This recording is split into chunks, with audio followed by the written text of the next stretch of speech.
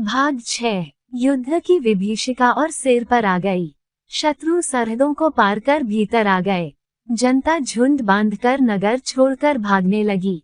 नगर के नगर, गांव के गांव शत्रुओं की बम वर्षा के कारण अग्नि की आहुति बनते जा रहे थे।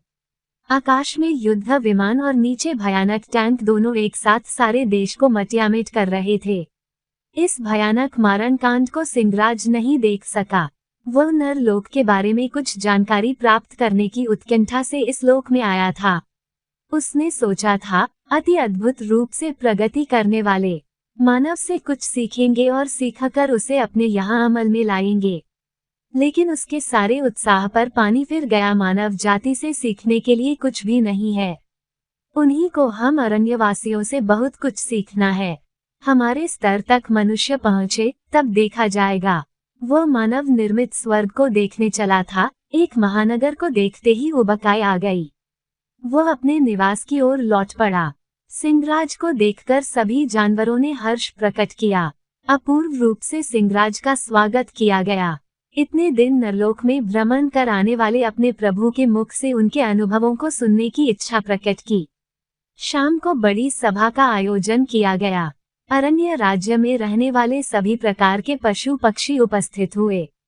सिंहराज ने अपने अनुभवों के बारे में विस्तार से बताया। आज के मानव मानव नहीं है, कथाओं में वर्णित राक्षस हैं। उनके लिए न कोई नीति है, न कोई नियम, न दया है, न धर्म अधर्म का विवेक, न न्याय की चिंता है, न अन्याय की।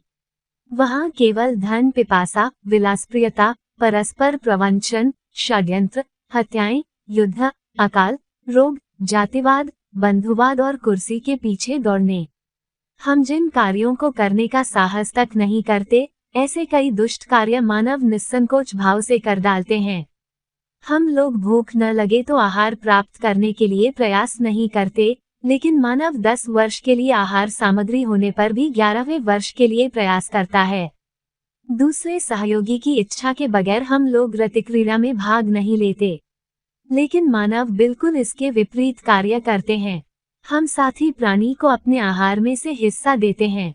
हम सिर पर आफत आने पर ही क्रूर बनते हैं, लेकिन मानव तो सदा सर्वदा क्रूर और हिंसक ही बना रहता है। वह हमेशा दूसरों को मारकर अपना पेट और खजाना भरना चाहता है। मानव से सीखने के लिए मुझे वहाँ कुछ भी दिखाई नहीं पड़ा। हाँ, एक बात है, अपना विनाश कैसे किया जाए यह मानव खूब जानता है। बस सीखना हो तो यही उससे सीखा जा सकता है। सिंहराज ने अपना भाषण समाप्त किया। सभी जानवर हक्के बक्के रह गए। तुम्हारा भाषण सुन लिया है, नारद ने क्रोध से कहा। सिंहराज ने कोई जवाब नहीं दिया। तुम मानव के दोष गिना रहे हो, क्या वे दोष तुम में नहीं है? हो सकता है।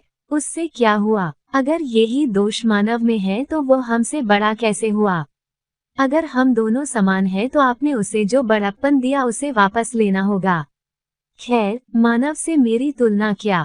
उसमें जो हजारों लाखों दुष्ट बुद्धियां हैं वे हम में नहीं हैं। मेरी तुलना मानव से करके मेरा अपमान मत कीजिए।